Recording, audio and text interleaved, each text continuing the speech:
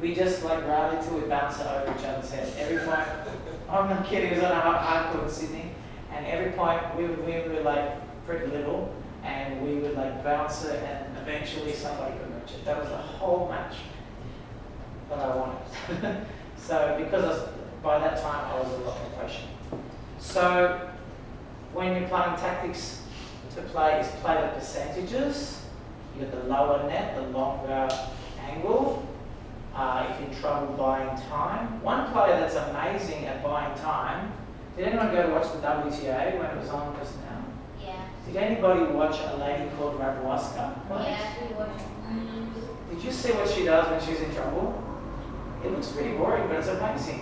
When she's in trouble, she doesn't mind putting a lob that's almost going to touch the roof, and she will chase everything back. She is unbelievable. She's not the biggest here. She doesn't have the best. She beat Kvitova, and Kvitova's forehand's better than hers. Kvitova's backhand's better than hers. Kvitova's serve is better than hers. And Kvitova volley's better than her. And she won the match. Just, sorry. She's amazing at getting out of trouble and absorbing pressure and frustrating the other person. If it touches the roof, does it cancel out? You instantly No, lose it's the point, yeah. interfering. Not allowed to bounce off the roof. That'd be cool, you just bounce it off the lights or something. Or you can just like play paddle tennis. Hit the wall and then it comes back and then hit the angle of the line. But if it hits the roof, then you lose the point. You lose the point, yeah. Same as if you bounce it off the fence or hit the lights. But I remember one day when I was ball kid for the wall tennis, and then we not hit it through 2 bars, and it actually touched a little bit, but then like the referee didn't say. I mean the umpire didn't say anything. He like they was thinking about it, and the ball and it just continued. Was that the Djokovic Murray? Or? No, it was Lena and some basketball. So, Yeah. you just finished off. Can you guys remember when you're under pressure, something you can try? So we get 3 answers. So, how can I buy time or steal time if I'm under pressure? Getting it high. Get high and deep. Stay in the rallies. Hitting it while Hitting cross court because it's safer. hitting it while it's rising up. And trying to rise. So you guys now have some things that you can use. So you can absorb the pressure, and so you can apply a bit more pressure to the other person and try and break down their game, okay? But very, very important is to take your time and don't rush. Stick to your routines. Use your whole 20 seconds and use your change of ends, okay? That's it. Hope you've enjoyed it. And if you guys ever have any questions about this stuff, I'm happy to email you if you like any of the photos or whatever. And yeah, if you have any other questions. What's the best way to contact you? Maybe you can write it here. Yeah. Probably email, I guess. Sure.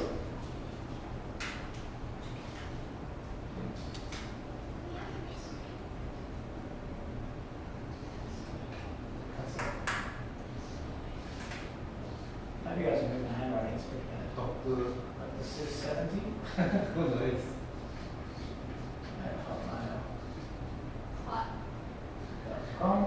So yeah, any questions? Always happy to help you guys, or you might just say, Jenny, can you send me a link for that video of the guy breaking 4 rackets? So yeah, I hope that's helped you guys. Tennis is very, very mental. You guys are still working on your technique. There's some shots you can't hit yet and stuff like that. But eventually when you can hit all the shots and you play somebody else who has the same shots as you, same speed and everything, 90% of whether you win or lose is going to be what happens, not between the lines, but what happens between your ears. Alright, hope you enjoyed it. Thanks guys.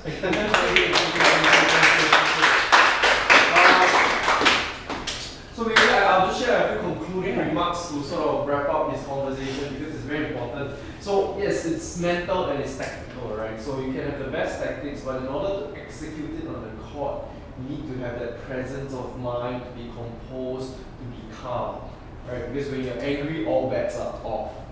Okay, you rush things and you start making mistakes. So one of the things. So one of the things that we are really highlighting in this EP camps is practice. Right, so even from a physical point of view, even from your routine, you practice so it becomes out of habit. Okay, it's not something, because when you're under pressure, one of the things that can happen is you forget. And so if you don't have your routine that is not a main habit, you will forget it more easily. Does that make sense? So it becomes out of second nature. Whatever happens, under pressure or not, I keep doing the same thing. And in sports, in the mental game, it's a very simple thing. They say practice Makes perfect. doesn't make perfect. No, it's like good It practice makes practice. Practice doesn't make perfect. It makes practice. It makes permanent. Oh yeah. permanent. So every time you step on the court, if you're not practicing your routine, that is your routine. If you're lazy, you're not eating well, you don't drink well, that is your routine. And now become a habit, you'll do that all the time. Yes, exactly. Right, so whatever it is, you do the same thing. That's what top players, they all always do the same thing. On the court, off the court, during the match, and during practice matches. Okay, so that's one of the very important things. So maybe later on, if we have time, we're going to hone in on your match routine, pre, during, and post match. So the videos is going to be important for you because it's as clear as it gets. So in your mind, you know exactly what is your routine, what are the actions, what are the thought processes, what you want to be thinking about. And all the materials that Danny has provided, those are great resources. So keep them and stay in touch with him if there's anything that Yeah, if you need any help help, with. always happy to help. Yeah. What I drew here is this is what usually happens in tennis matches. The ball is here, but a lot of times people are, their brain the focus goes to here. So you start to think. I remember one match, it was a big match, I was thinking, it was 5-4, and I was serving, and I started to think, I just need to win one more game. What do you think happened? Then you lost the game. Why did I lose that game? What did I do wrong? Thinking ahead. I started only one game. You're like only one game, but like you have to think point by point. I was way too far ahead. One game was too far ahead. I'd have to keep thinking. I got to 5-4 playing one shot at a time.